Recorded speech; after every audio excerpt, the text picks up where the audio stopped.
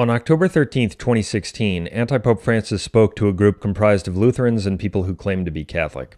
In his speech, he uttered another astounding heresy. Francis condemned proselytism / trying to convert people again, as he so often does, and he was reported as saying, quote, "It's not right to convince someone of your faith. Proselytism is the strongest venom against the path of ecumenism," end quote. The news reports correctly captured the essence of what he said. A literal translation of his Italian words, however, shows that his statement was at least as horrible as reported and perhaps even worse. Francis literally said, quote, "It is not licit to convince them of your faith. Proselytism is the strongest venom against the ecumenical path," end quote. Wow. Non è lecito convincere della tua fede. Il proselitismo è il veleno più forte contro il cammino ecumenico. So, according to the notorious heretic Anti-Pope Francis, trying to convince someone of your faith is illicit and it is venom. This is simply a condemnation of Jesus Christ and the Catholic faith. In the Great Commission recorded in Matthew 28 and Mark 16, Jesus tells the apostles to teach and make disciples of all nations, to convince all people of the gospel and true Christianity, and that those who don't believe will be condemned. Francis declares this to be illicit. In fact, it's very interesting that Francis made his statement in response to a girl who said that most locals don't belong to any, quote, Christian denomination. The girl was asking Francis how to convince people she knows of what she considers to be Christianity. Francis responds by telling her that to convince them of Christianity is illicit and it is venomous.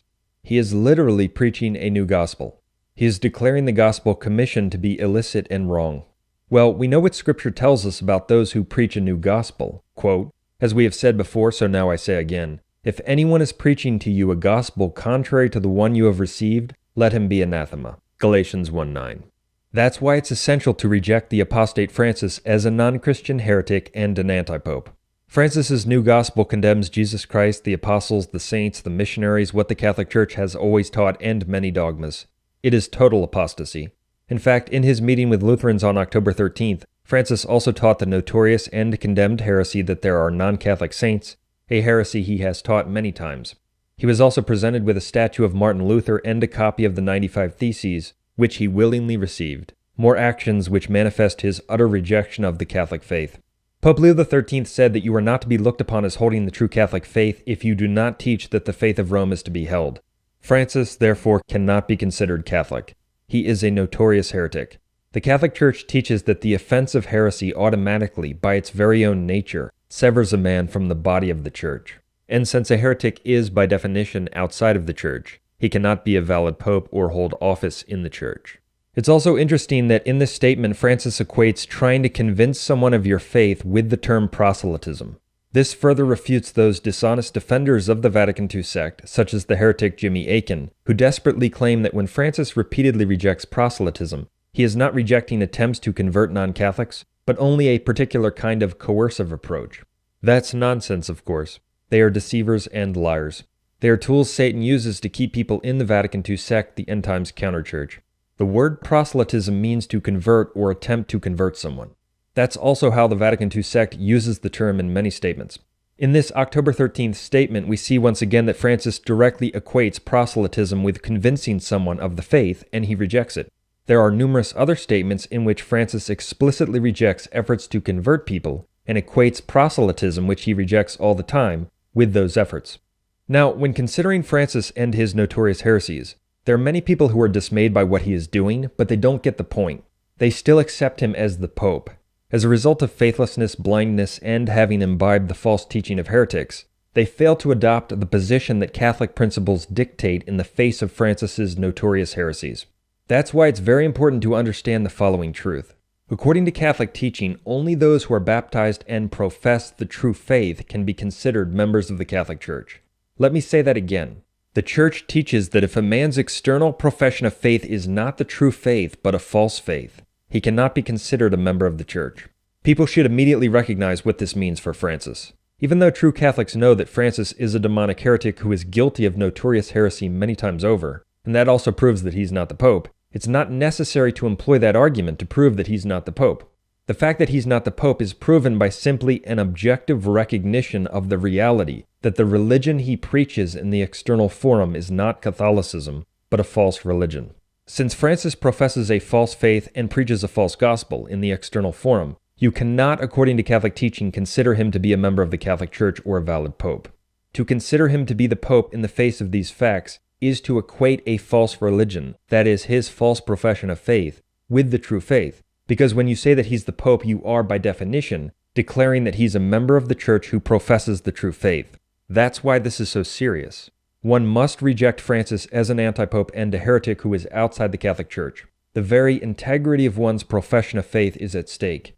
The fact that he's outside the Church is also proven by the Church's teaching that those who dissent from Catholic teaching in even one point are to be considered outside Catholic communion and banished from the Church. Francis notoriously denies many dogmas. He even admits that his own teaching might be heresy and he doesn't care, a perfect example of pertinacity. Also, beware of certain false traditionalist deceivers, such as faithless and dishonest heretics who are promoted by the Society of St. Pius X, who make the following argument. They say that as long as a man claims to be Catholic and hasn't been declared a heretic, and considers the Church's magisterium to be his rule of faith, he is to be considered a Catholic and as one who professes the true faith, even if he teaches notorious heresy after notorious heresy for years, and the content of his positions on specific dogmatic issues is the opposite of the Catholic Church's teaching. What the profession of the true faith means is that the person acknowledges the Church as the infallible rule of faith. That's the key. So to the extent that these popes have, and they have, acknowledged the Church as the infallible rule of faith, their materially heretical statements alone do not sever them from the body. In other words, according to that argument, a man can profess notorious heresy and hold the opposite of the Catholic Church's dogmatic teaching on a specific issue or specific issues, and he still professes, quote, the true faith, as long as he says he's a Catholic, recites Catholic creeds, and claims that the Church is his rule of faith. That is diabolical nonsense and flat-out heresy. According to that heresy, to be a Catholic, there's no requirement to actually profess or maintain consistency with what the Church specifically teaches on various issues, such as what the Council of Florence taught, or what the Council of Trent taught, or what Vatican I taught. No, according to them, to be Catholic, it's sufficient to claim the name Catholic, even if you teach or profess the opposite of Florence, Trent, and Vatican I. But that is not the Church's teaching. That heresy is refuted by Catholic teaching and the following considerations in particular. In his encyclical Satis Cognitum, which is one of the most important documents in Church history on these matters, Pope Leo XIII articulates what the Catholic Church has always taught on Church unity and recognizing heretics. This encyclical alone refutes many heresies in our day. It also proves that the teaching of Vatican II is heretical in numerous ways. Any honest person who reads Satis Cognitum and is familiar with Vatican II's teaching on the Church and non-Catholic sects will see that Vatican II was a heretical false council. Pope Leo XIII teaches that whoever departs in even the least way from the doctrine proposed by the authentic magisterium is to be considered outside Catholic communion and banished from the Church. Notice the phrase, in even the least way. To be considered Catholic, you can't simply claim to be Catholic and that the Church is your rule of faith. There are countless heretics who have made that claim. No, if you depart from the Church's authoritative teaching in even the least way, in even just one point, you are considered a heretic who is outside the Church. So keep in mind that it's a matter of the specific, not simply the general. A false profession on a specific dogmatic issue means that one is to be considered outside the Church. It's not necessary for the offender to reject the Catholic Church or the Catholic name in general. This principle was of course very important during the period of the Arian heresy, when false positions and false professions, even involving a single letter or a single word, were sufficient for Catholics to regard the adherents of various forms of Arianism as heretics who are outside of Catholic communion. And we will see that this principle is absolutely required and inextricably connected to the Church's unity and essential characteristics. For if people were considered members of the Catholic Church as long as they claim to be Catholic or recite Catholic creeds, even if they teach and profess notorious heresy and directly contradict the Church on this or that issue, then the Church would become a collection of false believers and notorious heretics who promote a corrupted and false faith, which is exactly what we see in the Vatican II counterchurch. Further, notice that Pope Leo XIII also teaches that if a person rejects any one of those truths, he thereby sends himself headlong into open heresy and separates himself from the Church. Again, we see that a person cannot be considered Catholic if he departs from the Church's teaching on any one of those points. A general rejection of the Church or the Catholic name is not required to be considered outside the Church. And of course, there were countless heretics in church history who claimed to be Catholic and recited Catholic creeds, just as there are today. Further, Pope Leo XIII teaches that if anyone holds to a single one of these heresies, he is not a Catholic. Notice again that if a person has a false position or a false profession on even just one specific issue that involves heresy, he cannot be considered Catholic. It doesn't require a general rejection of the Church or the Catholic name. As anyone can see, these facts about the Church's actual teaching refute the heresy promoted by various false traditionalists who claim that a man is a member of the Church and professes the true faith as long as he says that the Catholic Church is his rule, even if he professes notorious heresy and the opposite of the Catholic Church on a specific issue or issues. Their position is a heresy. According to their demonic heresy, to be considered a member of the Catholic Church, there's no obligation whatsoever to teach what the Catholic Church does in a specific way, and that is contrary to what the Church has always taught. In fact, notice that the other passage we quoted from Leo XIII is also directly on point. Leo XIII declares that you are not to be looked upon as holding the true Catholic faith if you do not teach that the faith of Rome is to be held. That is a specific teaching that someone like Francis, who condemns proselytism and declares illicit efforts to convince people of the faith of Rome, cannot be considered as professing the true Catholic faith. One could hardly ask for a more specific teaching that proves that Francis does not profess the true faith and therefore cannot be considered a true pope.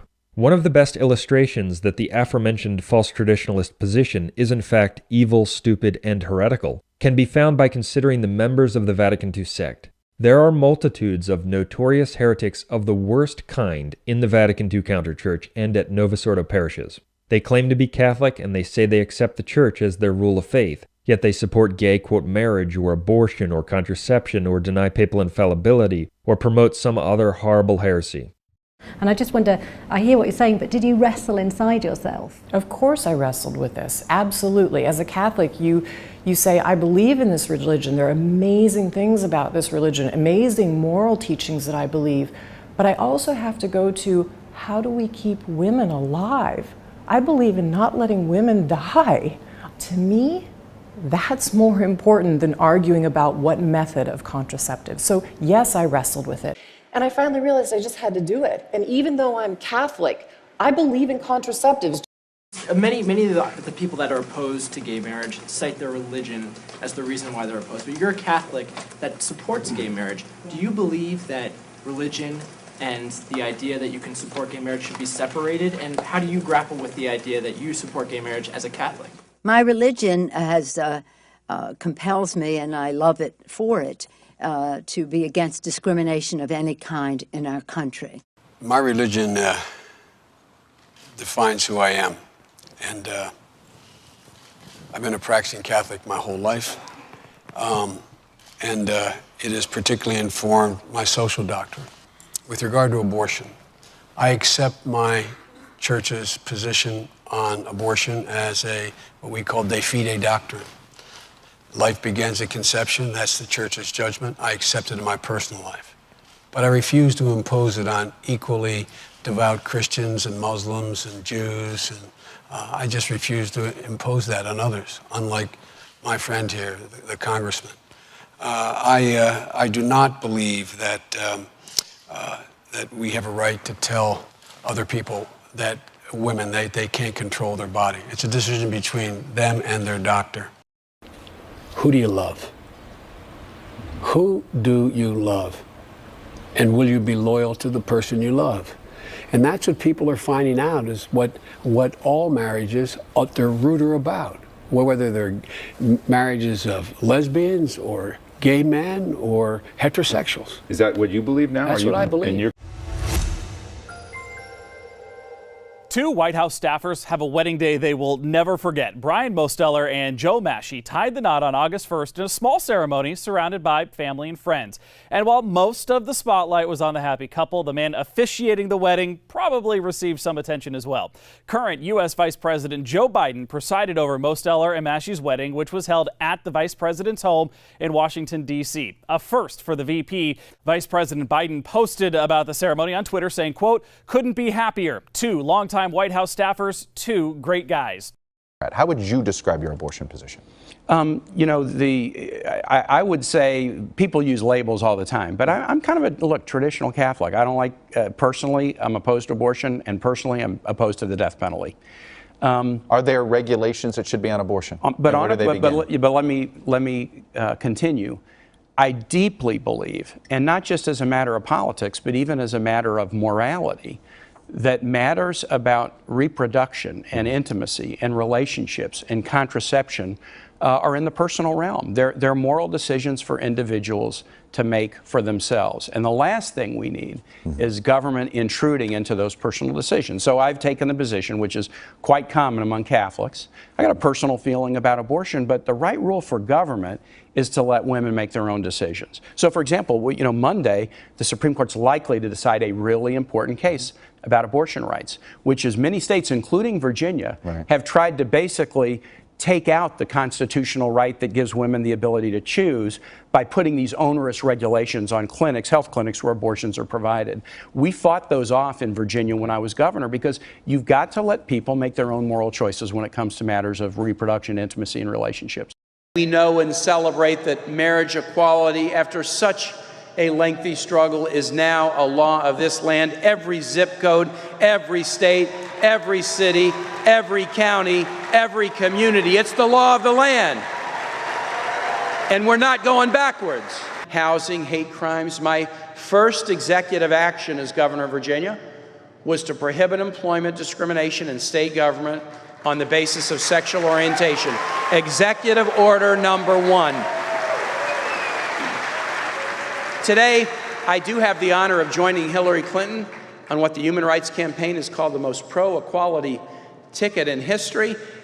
And that's great, and I hope the next ticket is even more pro-equality, and we need to keep doing that ticket after ticket, getting better and better. I've known Hillary a long time. Chad mentioned it. We all remember her speech in Geneva when she declared, quote, "Gay rights are human rights, and human rights are gay rights." And she was right about that. To ensure that all of the non-discrimination provisions in law, not one or the other, but every last one of them, applies to prohibit discrimination on the grounds of sexual orientation and protects LGBTQ. Now, my full, complete, unconditional support for marriage equality. I was proud to join my Senate colleagues in an amicus brief in the Supreme Court supporting full marriage equality.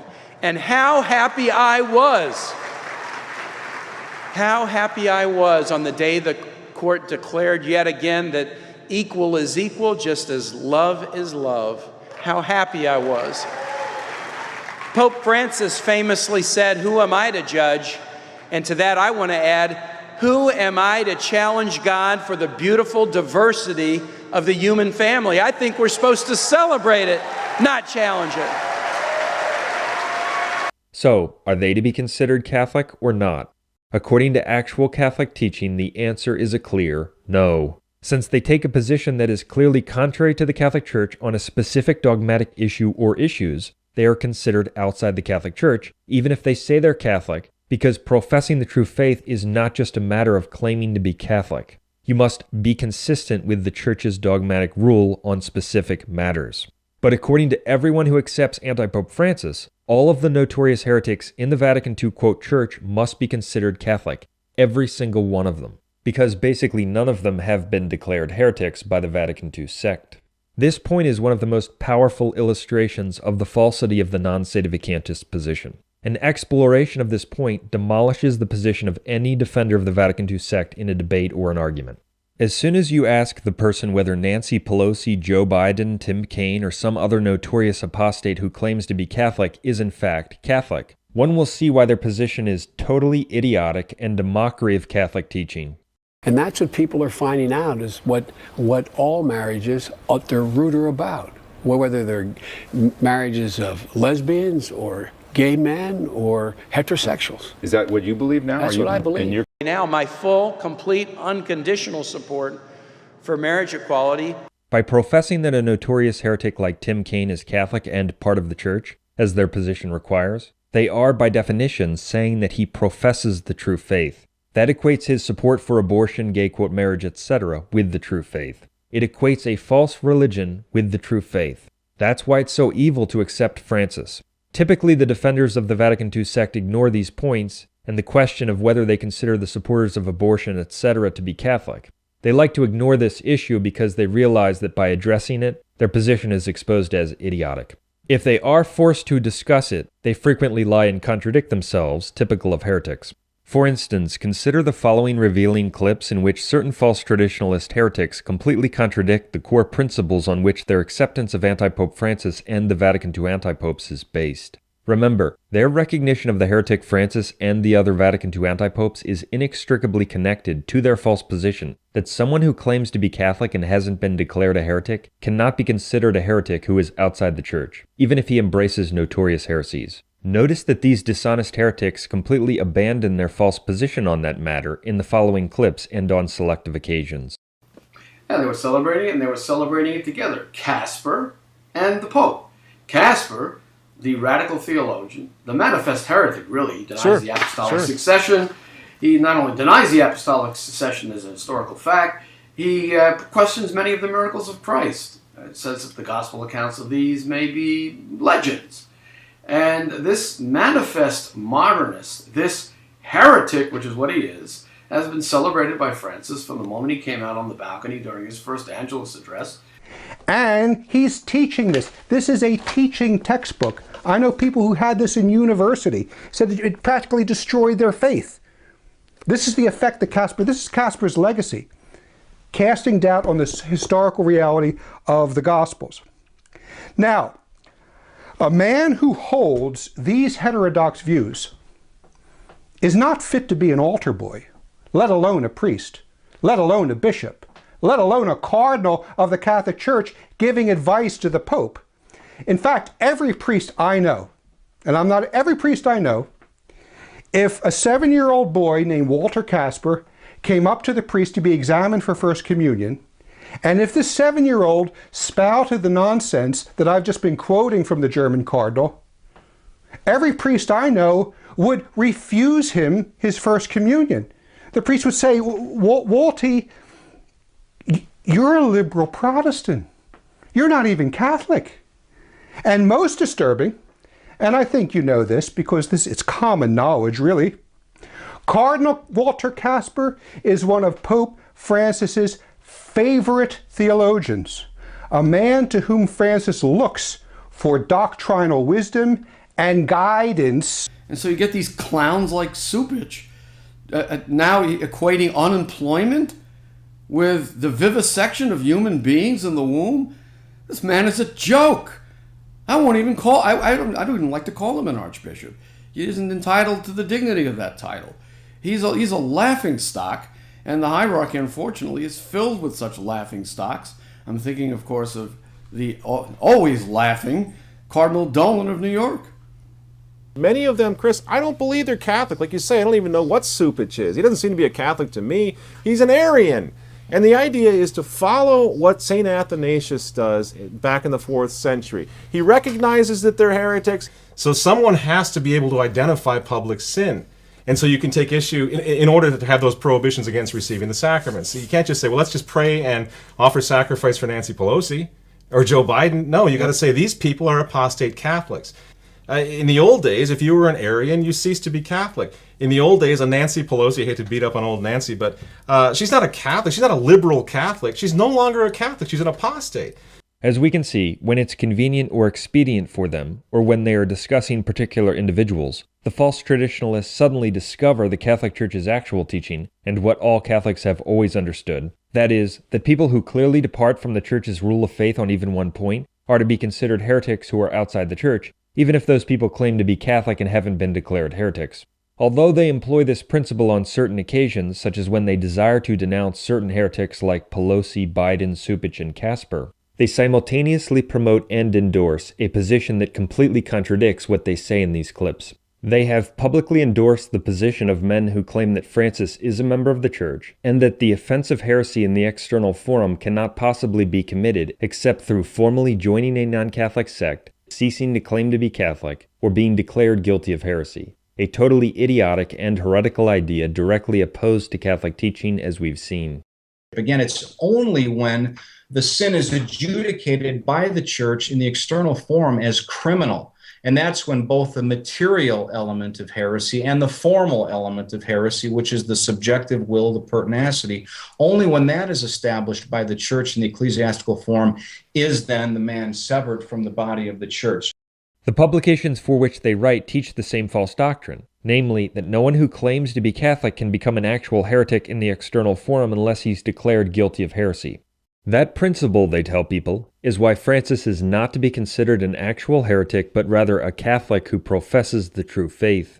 Yet, as we just saw, these false traditionalists totally abandon that principle when they discuss certain individuals in the Vatican II sect. Casper and the Pope. Casper, the radical theologian, the manifest heretic, really, denies the apostolic succession, and this manifest modernist, this heretic, which is what he is. And so you get these clowns like Supich now equating unemployment with the vivisection of human beings in the womb. This man is a joke. I won't even call, I don't even like to call him an archbishop. He isn't entitled to the dignity of that title. Many of them, Chris, I don't believe they're Catholic. Like you say, I don't even know what Supich is. He doesn't seem to be a Catholic to me. He's an Arian. And the idea is to follow what St. Athanasius does back in the 4th century. He recognizes that they're heretics. The priest would say, Walty, you're a liberal Protestant. You're not even Catholic.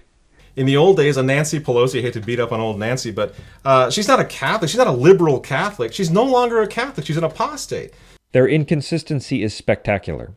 All heretics are liars, and all false positions are characterized by lies and contradictions. That's what we see here. There is no possible way that someone can consistently invoke Catholic teaching on recognizing heretics to denounce Nancy Pelosi or Blaise Supich or Walter Casper as heretics, which of course they are, without also saying that Antipope Francis is a heretic, for Antipope Francis has taught notorious heresy hundreds of times. He constantly professes notorious heresy. That's why if I debated any of these people, I would demolish their position within a few minutes by, among other things, just asking them about this issue. Within just a few minutes, anyone of goodwill would see that their position is completely idiotic, totally contradictory, and heretical.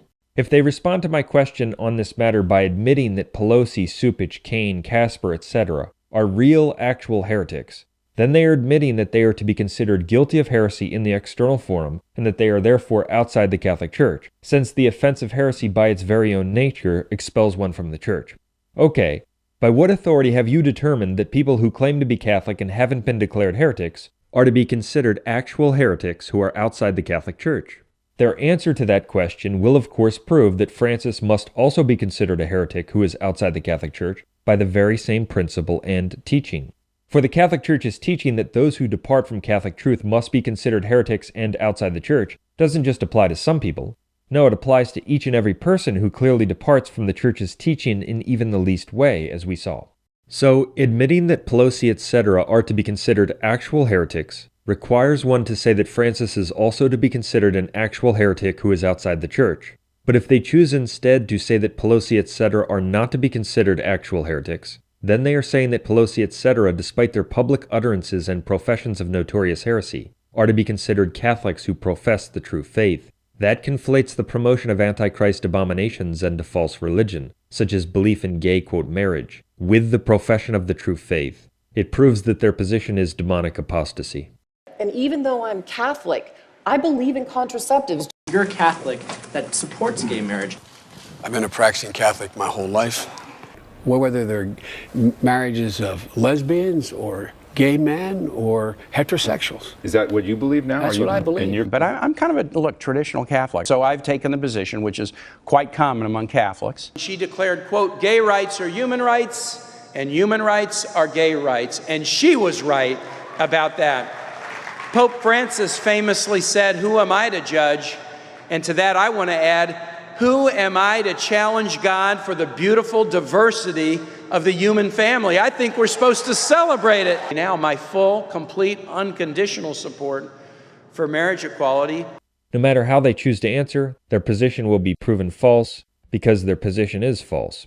The true position, which is totally consistent, is that yes, based on their public positions, Pelosi, etc. are to be considered actual heretics who are outside the Church, and so is the apostate anti-Pope Francis. Also, don't be deceived by certain liars who further attempt to confuse this issue. They sometimes state that even if Francis is an actual real heretic, he could still be the Pope, or it's not certain that he would not be the Pope. That's a total lie. It is certain that someone who is an actual heretic cannot be the Pope, since the offense of heresy, as we saw, by its very own nature separates one from the Church. That's also why Pope Paul IV declared in his bull Cum ex Apostolatus in 1559 that a heretic could not be validly elected Pope, and that even if he had been elected by all the cardinals and accepted by all, his election would be invalid and the faithful could reject him as an invalid heathen, etc., by the very fact that he was a heretic without any further declaration. It's also why the saints and doctors of the Church teach that a manifest heretic could not be a valid pope, and that a manifest heretic is excluded from the Church and any office in the Church ipso facto without any declaration. The very recognition of him as a clear heretic is sufficient to reject him as outside the Church and as one who cannot hold office in the Church. Pope Paul IV even said that he issued his bull to combat the arrival of the abomination of desolation in the holy place, an indication that the end times prophecies would be connected to anti-popes in the temple of God, which is exactly what we've seen in the Vatican II apostasy. An actual heretic is by definition outside the Church, and someone who is outside the Church of course cannot be the head of the Church or the Pope. That is settled Church teaching. As Pope Leo XIII affirmed, it is absurd to imagine that he who is outside can command in the Church. Therefore, once a person admits that Francis is an actual heretic or that he does not profess the true faith, the debate is over. That person is admitting that he cannot be considered the Pope. Therefore, everyone who obstinately accepts Francis as the Pope, the SSPX, the Fraternity of St. Peter, etc., everybody, holds that he is not a heretic and that he professes the true faith. So, the aforementioned heretics and many people like them teach others the heretical nonsense and poison that no one who claims to be Catholic is a heretic unless he or she is declared to be one, yet they quickly abandon that patently absurd false doctrine for the idiocy and heresy it is, in many contexts where it proves itself to be stupid, unworkable, unreasonable, and anti-Catholic, such as when they discuss the notorious apostates Pelosi, Supich, Casper, etc. They are an abomination. Their failure to remain even slightly consistent with the positions and principles they spread around the world and confidently tell others to accept proves that they are false teachers who could not care less about the truth or consistency. They frequently contradict what they endorse and teach to others because fidelity to Catholic principles is not their priority. No, what matters to them is maintaining their false position and their false traditionalist enterprises. They have no faith and they are false teachers of the devil. What's amazing is that many people consider false traditionalists such as the ones we've exposed to be reputable, sharp, insightful, or reliable commentators and guides, when the truth is, as we've shown, they are heretical fools whose positions are totally inconsistent and contrary to Catholic principles. They couldn't care less about the Church's teaching, and they aren't even aware of what they publish. And within a few minutes of questioning, their position would be exposed as demonic nonsense and stupidity.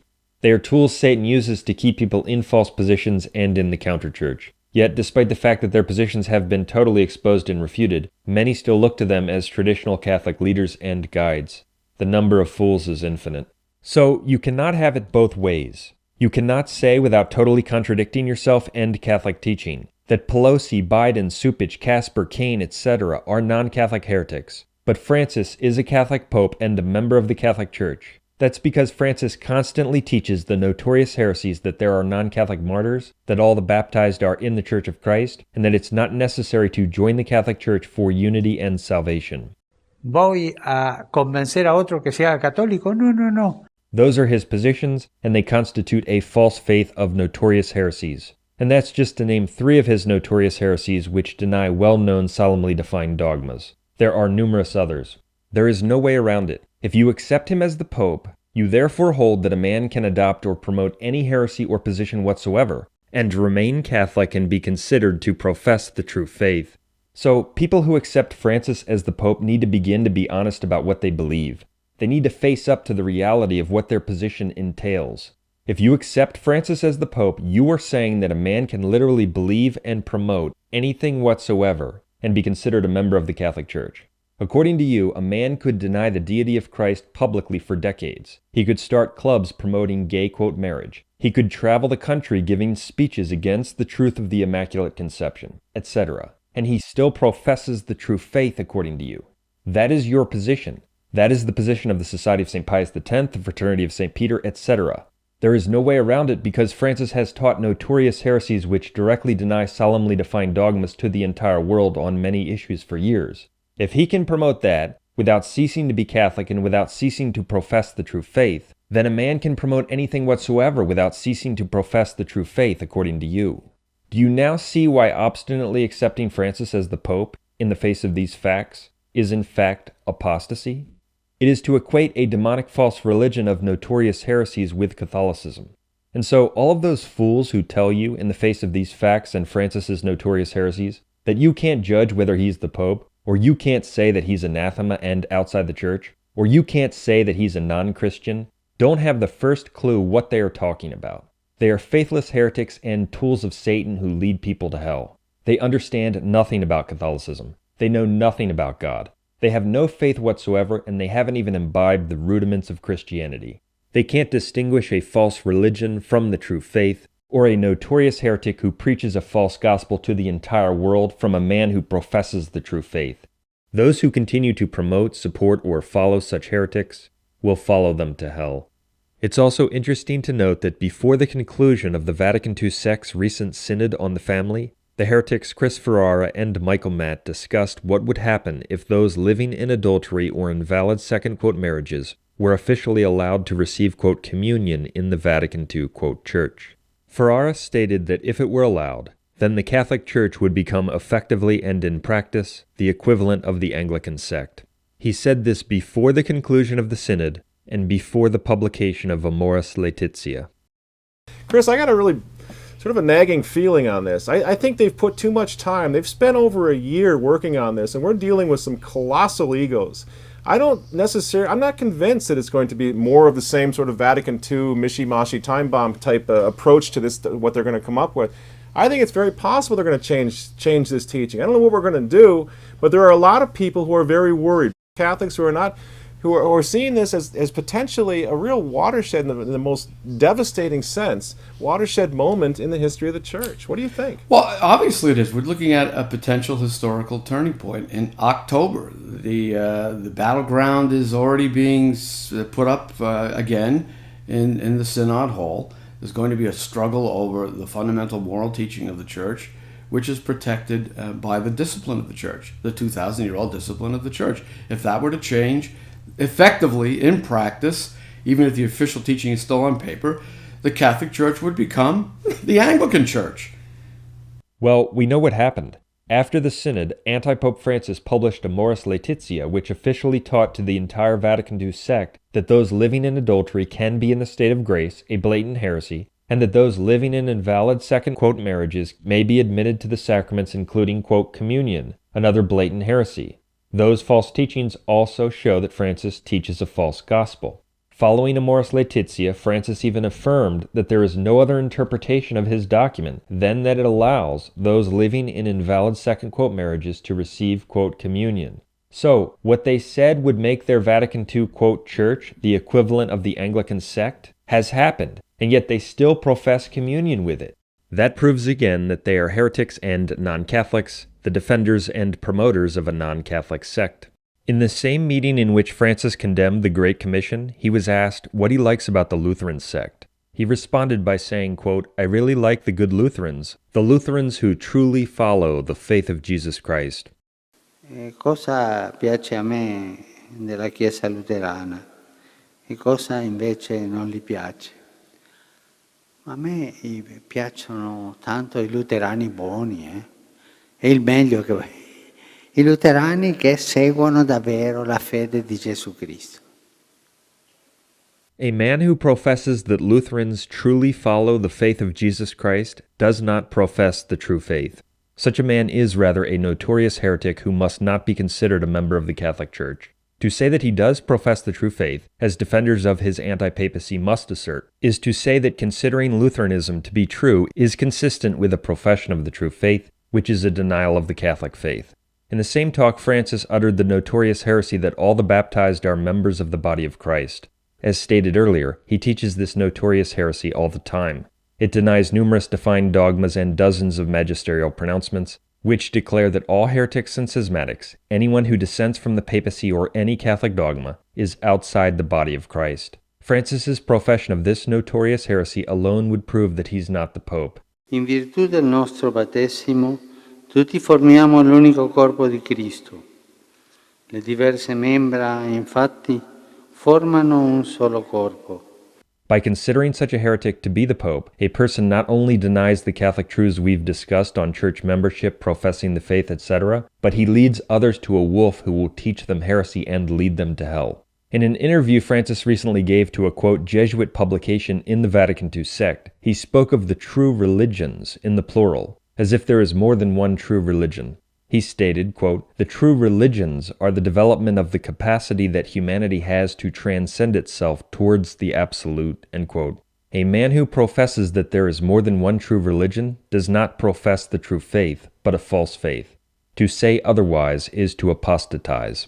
In a speech on October 1, 2016, Francis spoke about the schismatic so-called Orthodox, who reject the papacy and other dogmas, and he denounced trying to convert the, quote, Orthodox in the strongest terms. He even called trying to convert them a grave sin. Incredible. Notice how serious Francis is when denouncing efforts to spread the Catholic faith as a grave sin.